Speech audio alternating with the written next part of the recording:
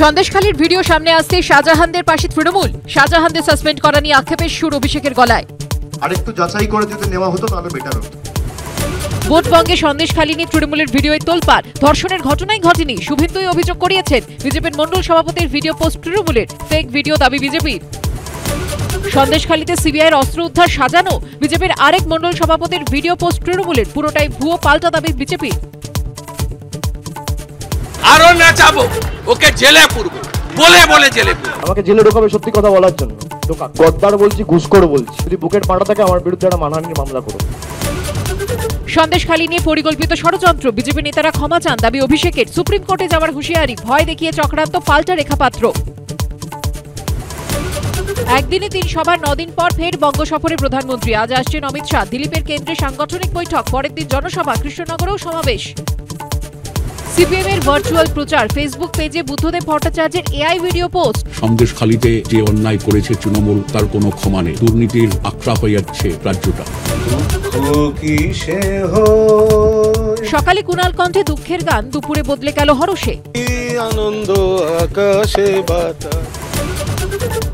অসহ্য গরমে খানিক স্বস্তি, 3 দিনে 4 ডিগ্রি কমল কলকাতার তাপমাত্রা। রবি থেকে বুধ ঝড় বৃষ্টির সম্ভাবনা। বিচার ব্যবস্থাও কোন রকম কোন সুযোগ রাজ্য পুলিশকে না দিয়ে 15 দিন 20 দিনের মধ্যে কেসটা ট্রান্সফার করে দিল সিবিআই কে। আজকে বিচার ব্যবস্থারও দেখা উচিত যে কিভাবে হাওয়া তৈরি করা। এখানে শুভেন্দু অধিকারী নিজে বলছেন, আপনারা ভিডিওতে দেখলেন, যে 355 করার যে পরিবেশ তৈরি করার, সেটা আমি করব এবং কিভাবে করতে হয় আমি জানি।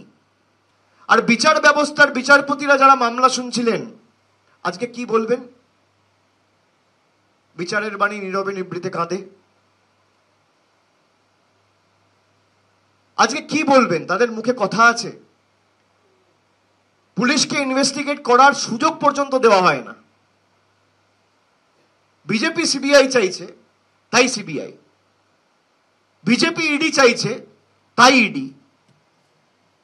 আজকে বাংলাকে যেভাবে কলুষিত করা হয়েছে, তার জন্য যদি দায়ী থাকে বিজেপি, তার জন্য একাংশের বিচার ব্যবস্থাও দায়ী, একাংশের সংবাদ মাধ্যমও দায়ী।